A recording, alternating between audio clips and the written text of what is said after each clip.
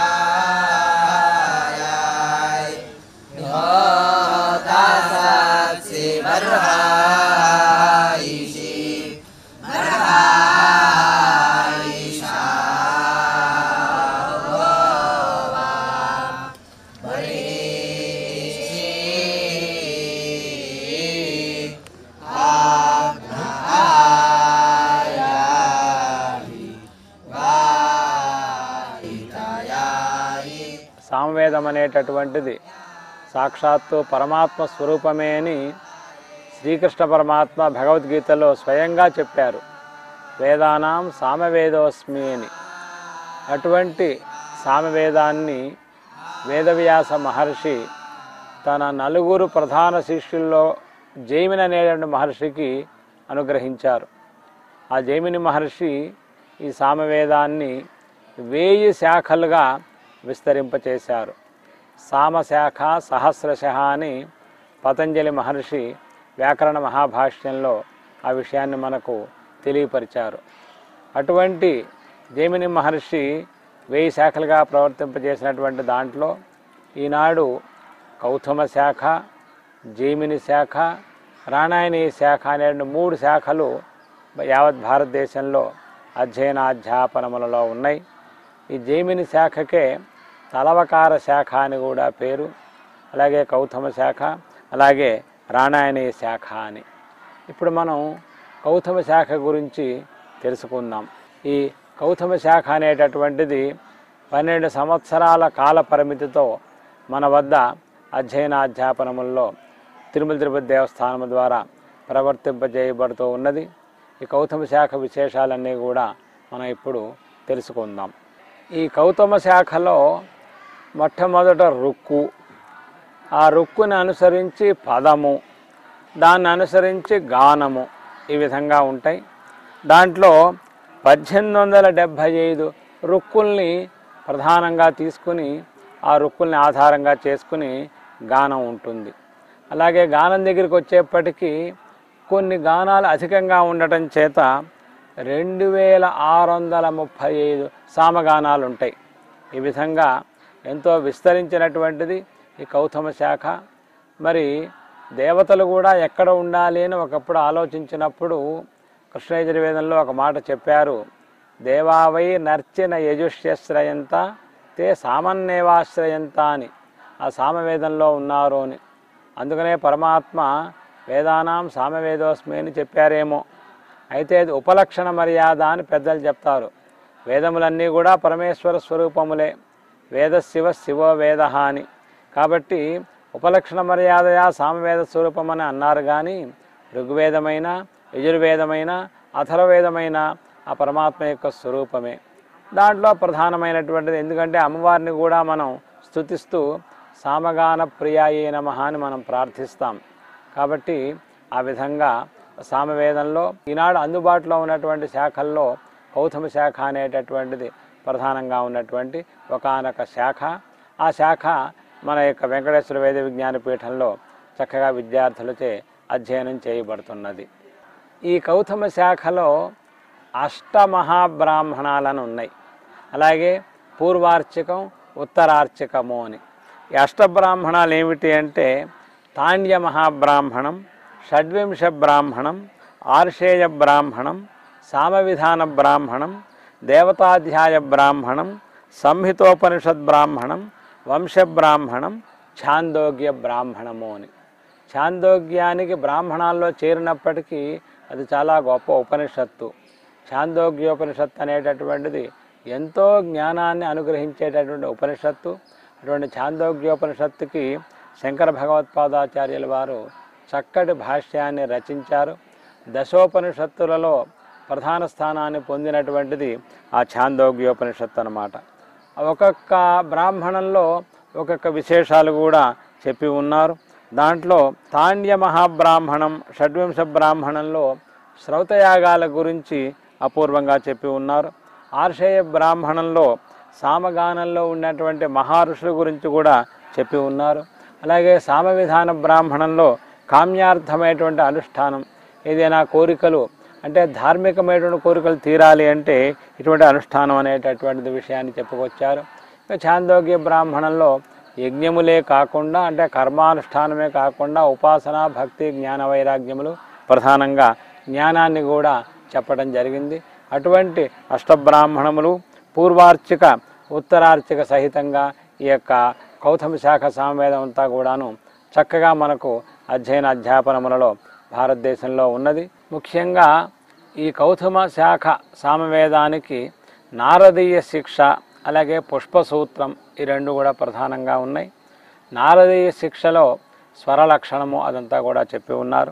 పుష్పసూత్రంలో ఊహ రహస్య లక్షణాలు, శ్రౌత విషయాలు అవన్నీ కూడా చెప్పడం జరిగింది. ఇటువంటి మహోన్నతమైనటువంటి ఈ కౌతమ శాఖ 12 సంవత్సరాల కాల పరిమితితో తిరుమల తిరుపతి దేవస్థానముల ద్వారా మన శ్రీ వెంకటేశ్వర వేద విజ్ఞాన పీఠంలో అధ్యయనం గావింపబడుతూ ఉన్నది. ఇటువంటి మహత్తరమైనటువంటి కౌతమ శాఖలో ముందుగా మనం పూర్వరుక్కు గానాన్ని మనం చక్కగా శ్రవణం చేద్దాం. అంటే దీనికే ప్రకృతి ఆరణ గానము అని పేరు. ఆ గానాన్ని మనం ఇప్పుడు చక్కగా శ్రవణం చేద్దాం. భద్రాహీన ప్రమతిరస్య సంసద్యగ్నే సఖ్యే మారీషామా వయంతవ ఈమం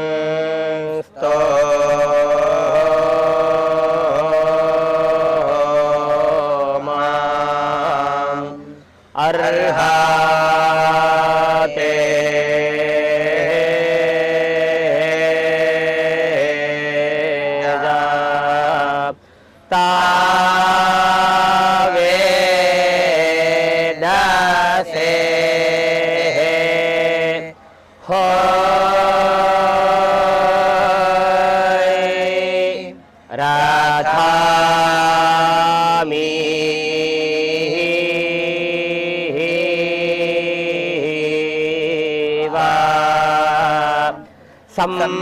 सम्माहे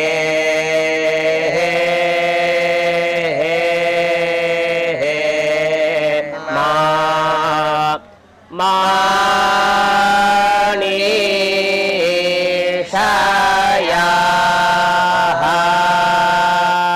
हो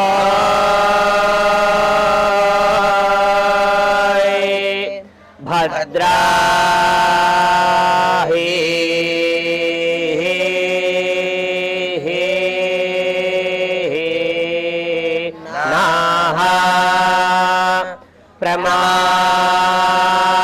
प्रमाति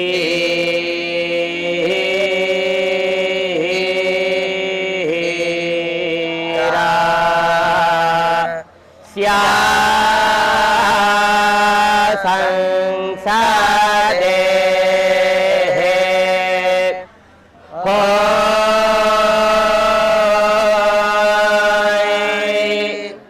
अग्नाय स्वाहा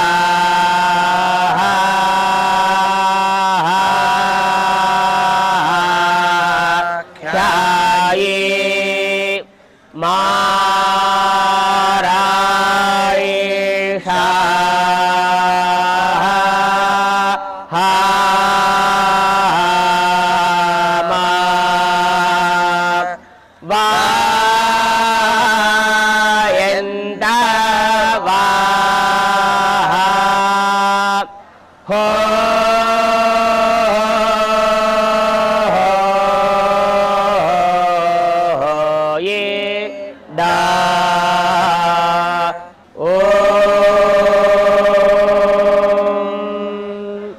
కౌతమ శాఖ సామవేదంలో ఉత్తర రుక్ గానాన్ని అంటే ఊహ రహస్య గానాన్ని మన విద్యార్థులు అధ్యాపకులు చక్కగా పారాయణ చేస్తారు. దాన్ని మనం శ్రవణం చేద్దాం. సాణ ఇంద్రాయ యజ్ఞావే వరుణాయ మరుద్భ్యః పరివో విత్పరిశ్రవ ఏనా విశ్వాన్నిర్యా ఆద్యుమ్నాని మానుషాణాం శిషాహంతో వనామహే ఉచ్చా ఉత్ చా తే జాతం అంధసః దీవి సత్ భూమి ఆదదే ఉగ్రం శర్మ మహి శ్రవః సహ నః ఇంద్రాయ యజ్ఞవే వరుణాయ మరుద్భ్యః వరివో విత్ వరివః విత్ పరి శ్రవ ఏనా విశ్వాని అర్యః ద్యుమ్నాని మానుషాణాం శిషాసంతః వనామహే ఉచ్చాతాః జాతమంధసాః దీవాయ సాద్భో మియా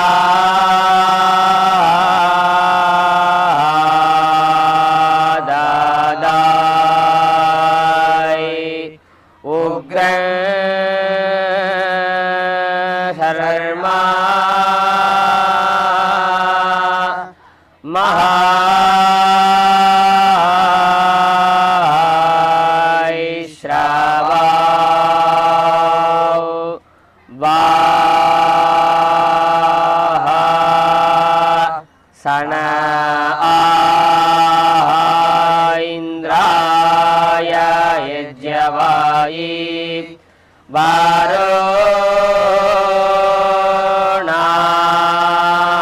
వరుణాయ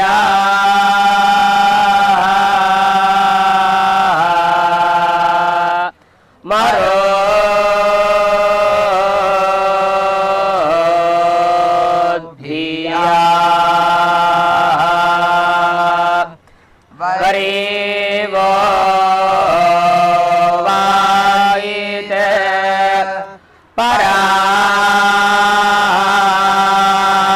పరాయ శ్రావా వాహ ఏనా వాయిశ్వాని అర్యా ద్యుమ్నా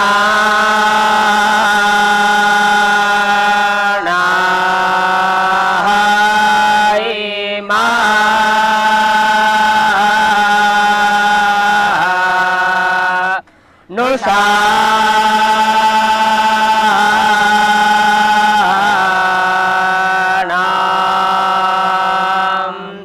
శేషా సంతా వనా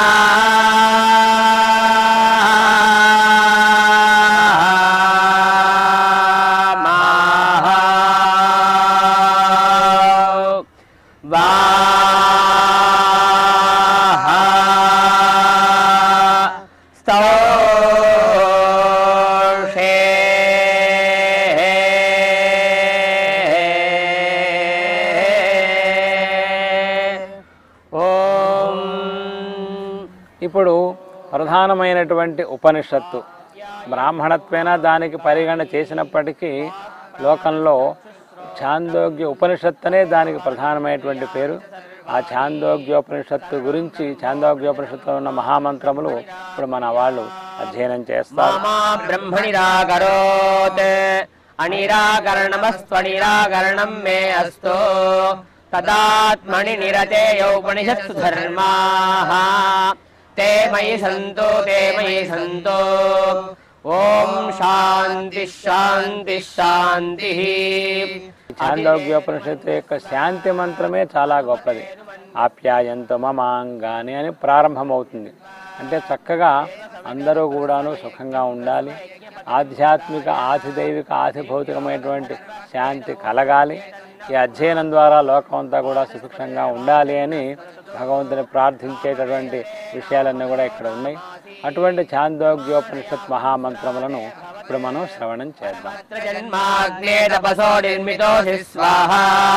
ఇమం మధునా సంసృజామి ప్రజాపతే ముఖమేతద్వితీయం తేన పుంసోభిభువాసి సర్వానవశాన్ వశిన్యశిరాగ్ని స్వాహా అగ్నిం ద్రవ్యాదమగృణ్వన్ గుహానాః స్త్రీణాముపస్థమృషయః పురాణాః తేనాజ్యమగృణ్వన్ త్రైశృంగన్వాష్ట్రం త్వైతదధాతు స్వాహా యా క్రందన్న వయన్ యాతన్వత యాశ్చ దేవ్యో అందానభితోదంథ తాస్త్వా దేవ్యో జరసా సంయయంతు ఆయుష్మదీదం వైధత్స్వవాసః పరిధత్త ధత్త వాససైనాం శతాయుషీం గృణుత దీర్ఘమాయుః శతంజ జీవః శరదः సువర్చా వసూని చార్యేభిమృదాసి జీవన్ సోమో గంధర్వాయ గంధర్వో దగ్నయే రైంచ పుత్రాన్ చాదాదగ్నిర్మహ్యమథో